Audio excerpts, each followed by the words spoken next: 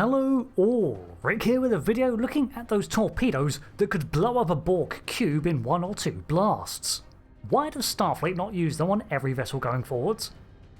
Transphasic torpedoes were created by Starfleet and an experimental technology by the year 2404. However, they were among the myriad of new tech that Admiral Janeway had access to when she took the advanced shuttlecraft SC-4 back in time to help Voyager home, altering time and cutting the remaining 16 years off their journey.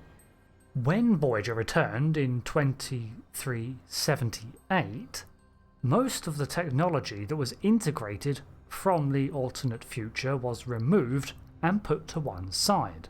The tech that had been incorporated from the Borg and other such developments that the crew had made up until the date of the ship's return was more openly studied in detail by Starfleet and distributed among future vessels.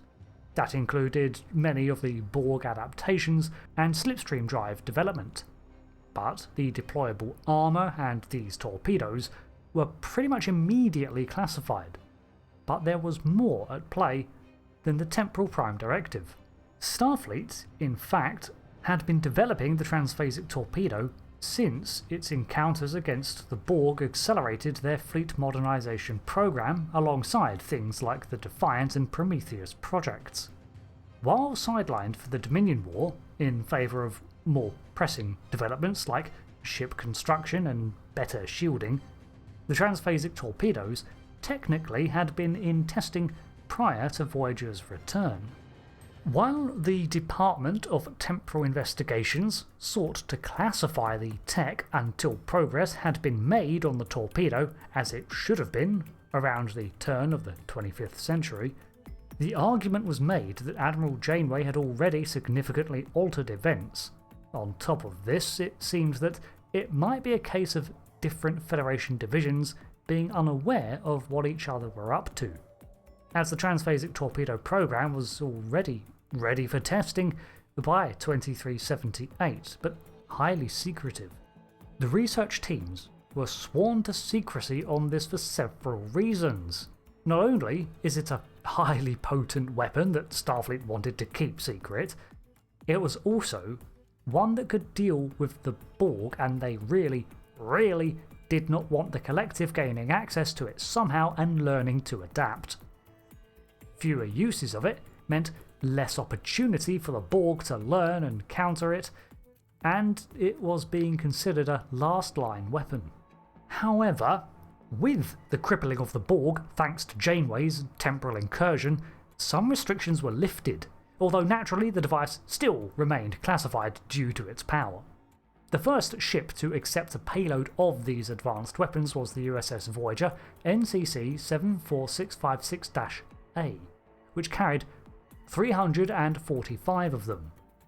The Lamar-class science vessel was designed from the start to be a testbed for most of the new technology the original Voyager had brought back, so it makes sense for them to be present here, along with a myriad of other devices. Although I think one for almost every day of the year is a bit overkill. The torpedoes themselves function by introducing a subspace compression element to the detonation. Basically, at the point of impact, the onboard systems create multiple overlapping phased states, pushing the explosion out of one state of space-time and across multiple levels of reality at once.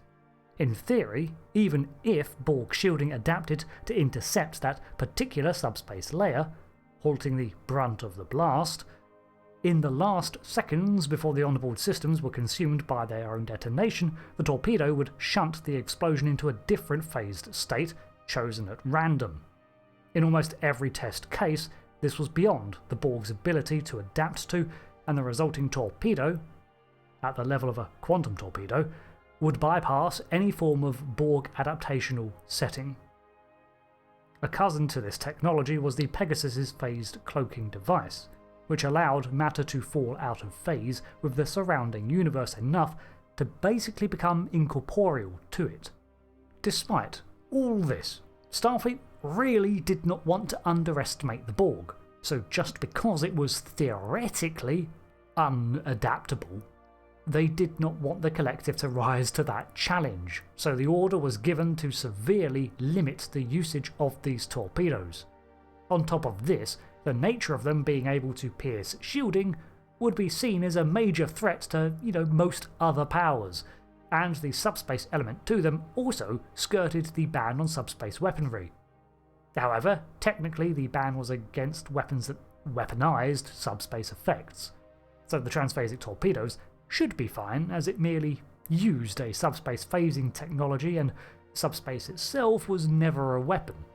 This notion of creating an explosion across multiple phases of reality at once is something that has occurred to other militaries too, with the Breen, Voth and Hirogen all also possessing similar devices, although nowhere near the yield Starfleet produced.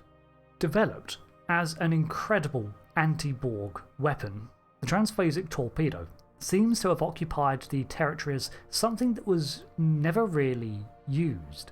In the Admiral Janeway timeline, it looks like the Borg were not nearly destroyed by a neurolytic pathogen, so research into anti-Borg tech continued. While Janeway went back to alter events, her use of this technology against the Borg reduced their threat level enough that creation of such devices were no longer paramount anyway.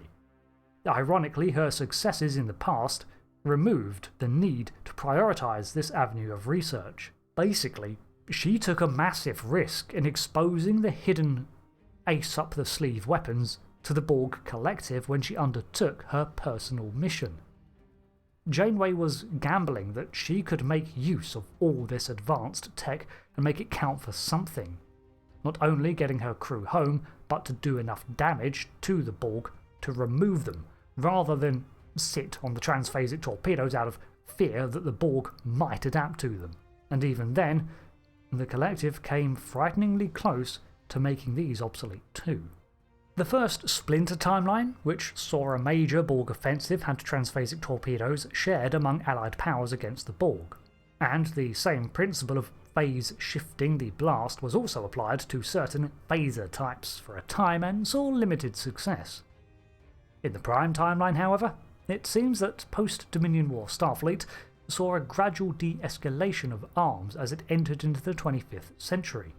While these advanced technologies still exist, severe restrictions on their usage has prevented an arms race from emerging, and for the time being at least, most vessels still launch with photon torpedoes as standard and quantums if they needed the added kick.